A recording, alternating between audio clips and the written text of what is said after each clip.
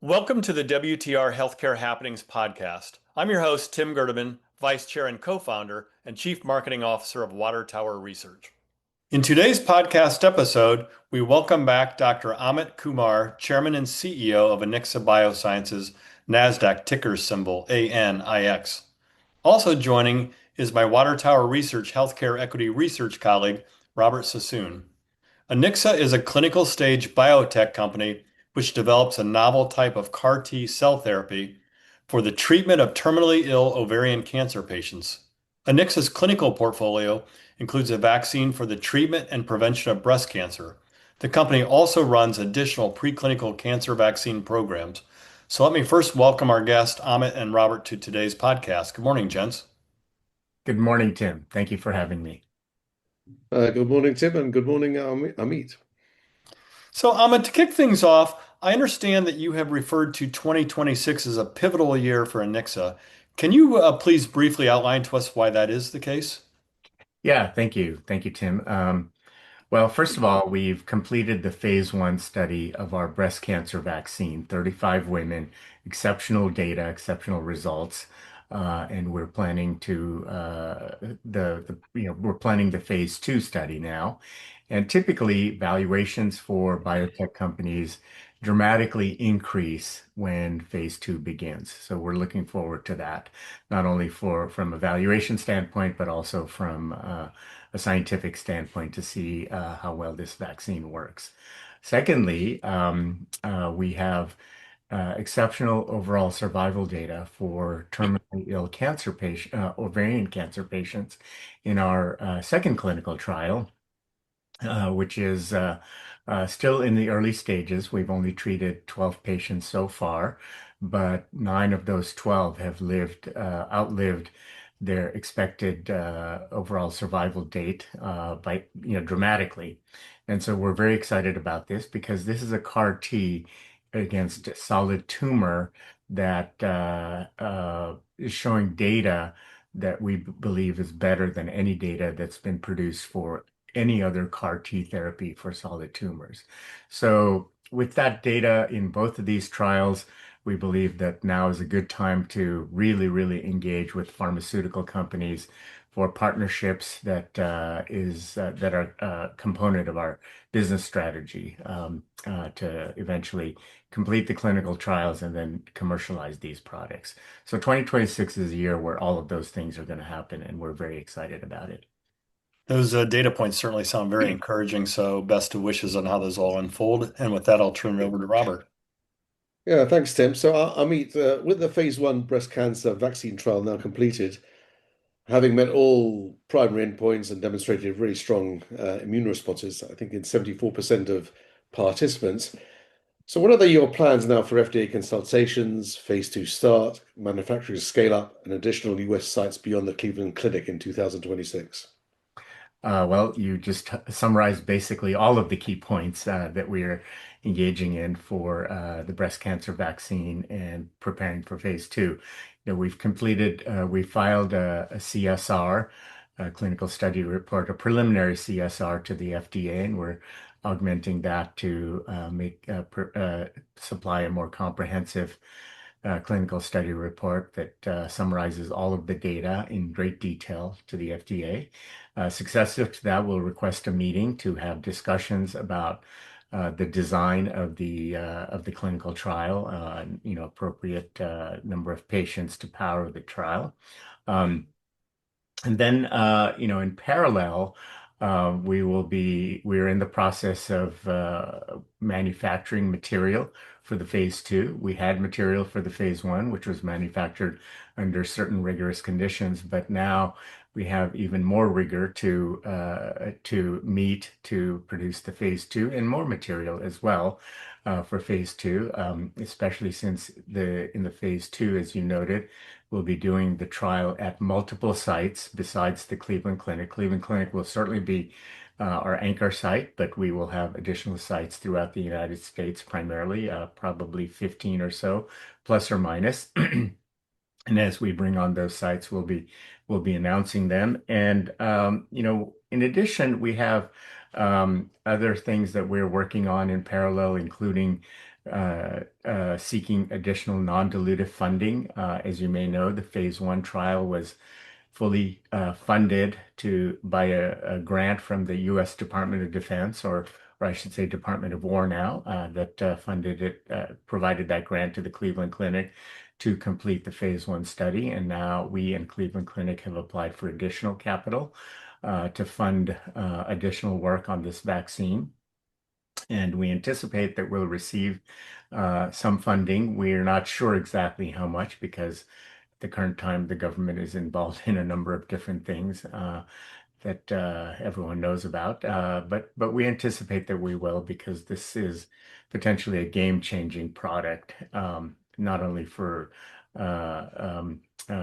patients that are dealing with breast cancer, but also to prevent breast cancer and possibly have a vaccine that could eliminate majority of breast cancers before they even start. So we're excited about all of these activities. It's a fair amount of work, but eventually we'll get all of these things done, and then we'll commence the clinical trial.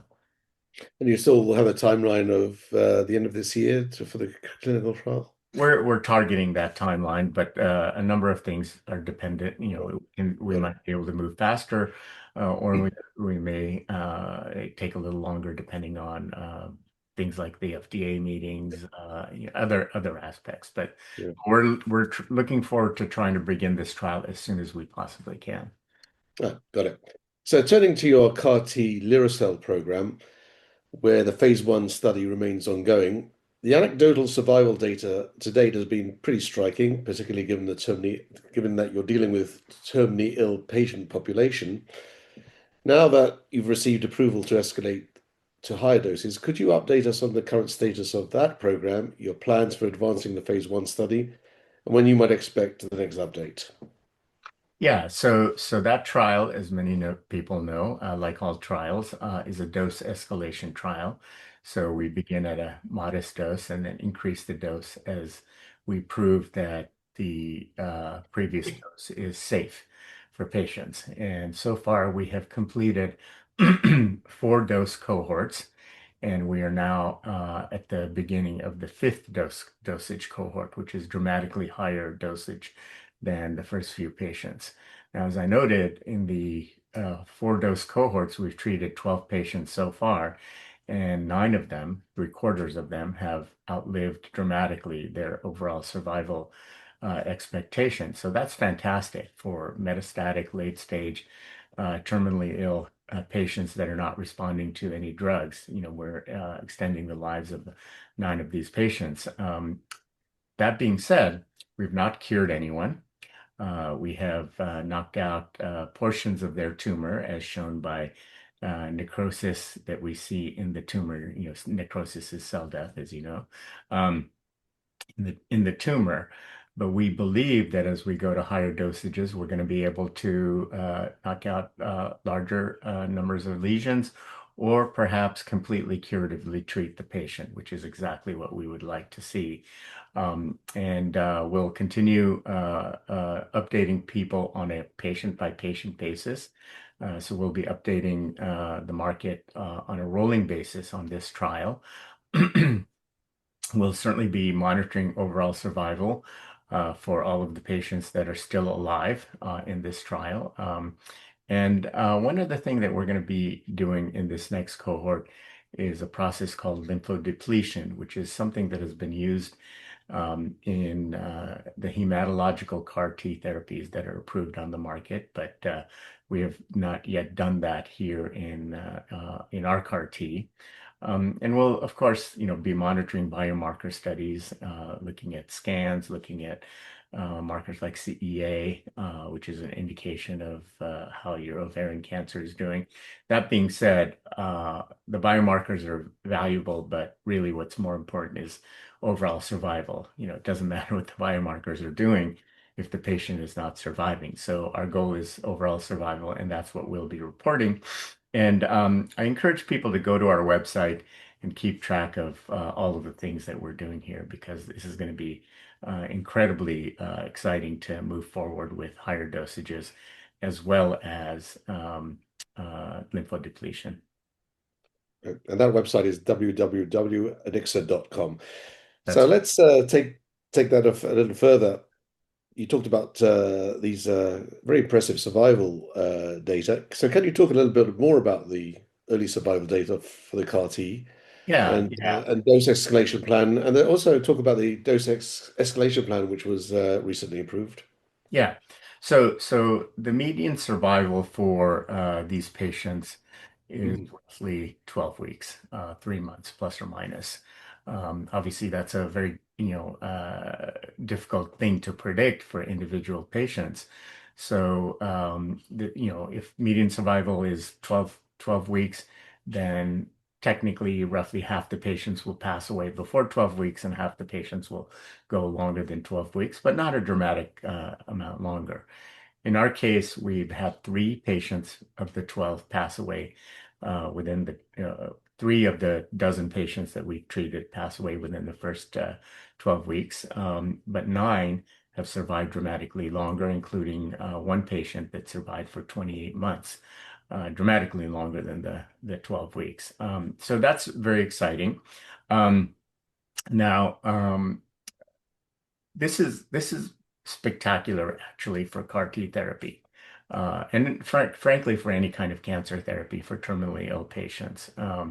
If you look at the clinical trial results for many other cancer therapies that are treating metastatic late stage, essentially terminally ill patients with no other options, even 30% response is spectacular. And we're at least in these early stages showing almost a 75, basically a 75% response. Now, as we go forward, we're going to be increasing the dose. We've recently received the approval to go to dramatically higher dosages. In fact, our highest dose that we've received approval for is higher than the highest dose that has been used in any other CAR T product that's been approved, which are the hematological products. So we're excited about getting up there, and the reason we've got that approval is because the safety profile of this CAR T therapy is exceptional. Part of the reason, one component of the reason is that we are delivering directly into the peritoneum, into the belly, where all of the metastatic ovarian cancer lesions exist in most women, as opposed to delivering it directly into the vein. If you deliver these therapies into the vein, they go all throughout the body before they get to where they need to be, and they cause all sorts of side effects that are often intolerable and sometimes even cause death. So it's gratifying that we received the ability to go to much higher dosages. And frankly, if we go to these higher dosages and we're still having good safety results, including the efficacy that we've already seen, we may even apply to go to even higher dosages. So, we're looking forward to seeing all of this play out in the next few months. Yeah, it'll be amazing that if you can sustain that sort of rate of improvement and even move towards curability for such a late stage disease, which is not a very good prognosis at the moment. Um, you mentioned lymphodepletion. You're introducing that that protocol now to these cohort, the latest cohort, which is the fifth cohort, and the successive cohorts. Can you actually just give us a one-on-one explanation of what lymphodepletion is, and then give us some insight into, you know, into how that sort of plays in these successive dosage cohorts? Yeah, so lymphodepletion, well, first of all, stepping back, our immune systems consist of lots of different types of white blood cells, including T cells, that are functioning to prevent infections and other things that are potentially dangerous to us, including to some degree cancer. Um, but those are native white blood cells. And when you take out T cells for this CAR T therapy and engineer them and then reinfuse them back into the body, what happens is that they compete with the existing T cells and other white blood cells to engraft, meaning, become a component of the immune system. And to some degree, they do. But the belief is, and the data shows in certain situations, that if you could eliminate the native immune system or suppress it dramatically, then when you introduce the new, better cancer-fighting T cells, then they have a much better chance of engrafting, more of them engraft, and they become much more potent in targeting the cancer. So for a patient that is not suffering from infections or other disease, other basically infectious diseases, if you can lymphodeplete, meaning you can suppress their existing immune cells by giving them some chemotherapy regimens ahead of infusing the engineered T cells, then the engineered T cells have a much better chance of functioning as we want them to. Now, lymphodepletion also creates some potential for other side effects because for a period of time, the only immune cells in your body that are, really effective and potent are the cancer-fighting cells. So you have to be careful of not letting these patients get infections and things like that. So you have to be a little bit careful and you have to manage it. But if it allows you to destroy the cancer more effectively, it's worth it. And so that's what we're going to be doing in the next dosage cohort. Now, this process is utilized in all of the approved CAR T therapies for the hematological conditions, the B cell cancers. Um, it is necessary for those CAR T therapies, but it's not clear whether it's necessary for solid tumor CAR T therapies, because none of them have ever been approved yet. So the US FDA, as well as us and our partner Moffitt, is interested scientifically in whether this improves the performance of our therapy, and we believe it will. It creates an extra step and it creates a little bit more difficulty for the patient and care of the patient. But if it certainly is able to get to a curative treatment for for the ovarian cancer patient, it's definitely worth it. So lymphodepletion is a process that we're going to be studying going forward, and we have not done that yet. So that's a new component of this clinical trial that'll be very interesting to see. And the next patient is going to get that. Yeah, got it. So you recently filed your first quarter fiscal year 2026 10Q, showing a debt-free balance sheet with around $14 million in cash and short-term investments.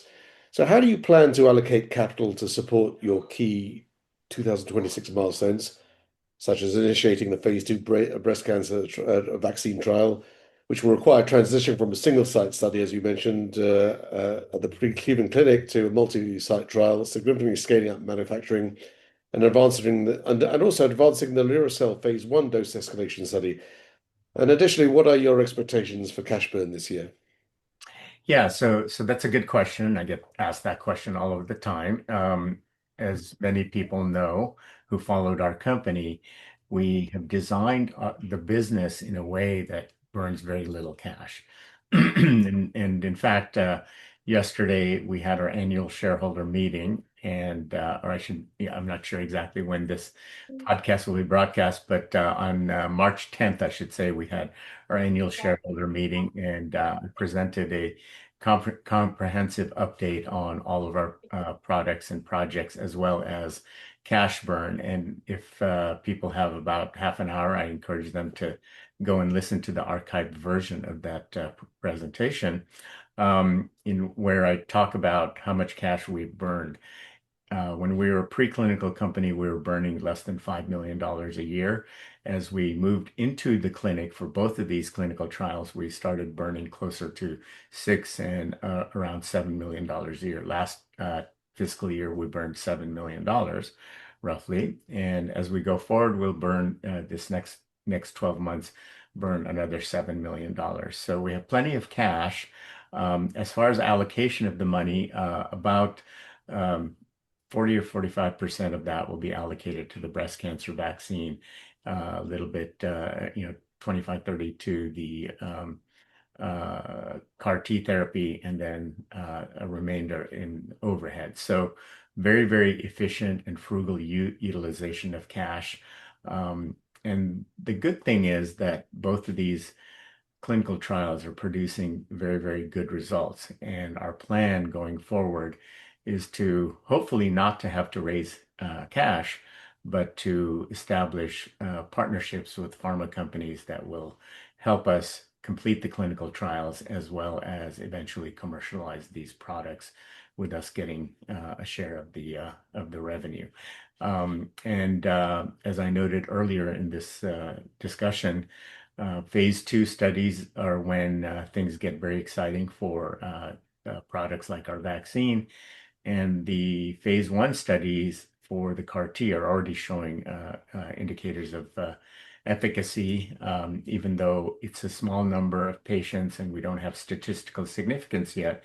It's quite impressive that we are extending the lives of these patients who would ordinarily, without our therapy, would have passed. So, 2026 is going to be a good year, both I expect financially, clinically, and scientifically for us. That sounds pretty optimistic and very encouraging. Anyway, final question from me, and you mentioned partnerships, and in our prior discussions, you've been very candid about the goal of eventually licensing out these technologies to large pharmaceutical companies. So, given these encouraging but preliminary data seen so far, what is the specific data milestone, either in the Lira Cel dose escalation study or the transition to the phase 2 breast cancer vaccine trial, that you believe will serve as the primary catalyst for a major pharma partnership? Well, we've had conversations with pharma companies before, and we've had inbound calls from pharma companies asking about the latest data in these trials. Both of these trials and both of these products are being tracked by a large number of pharma companies who are aware of them. That being said, in previous conversations, most of the companies, not all, but most of the companies have said these are very interesting products, but can we re-engage when you have more data? And excuse me. And now we have much more data. And in fact, at this stage in the clinical trials, we as a company have more data than we've ever had before. And I believe we are now at a stage where we can really earnestly engage in discussions. And as we go forward, we'll continue to be getting more data. And I believe that assuming, fingers crossed, that the data continues to be positive, that will be the foundation for establishing one or more of these pharmaceutical alliances. Well, thank you for all of that. And it really sounds like you're indeed in a real pivotal inflection point. So I wish you the best of luck for that. And thank you for keeping us apprised of all the latest, very interesting developments at Anixa. So I'm going to pass it back to Tim. Thanks, Robert. And I will also mirror the comments Robert just made. So best wishes as everything unfolds. Sounds like a very dynamic year ahead. So thanks for your time and good to see you again. Thank you. Thank you, Robert and Tim, for having me again. Thank you for listening, and don't forget to subscribe, as well as visiting www.watertowerresearch.com to stay up to speed on the company's small cap written research reports, podcasts, fireside chats, industry-specific symposiums, and conference schedules. We will see you next time for another edition of the WTR Healthcare Happenings podcast.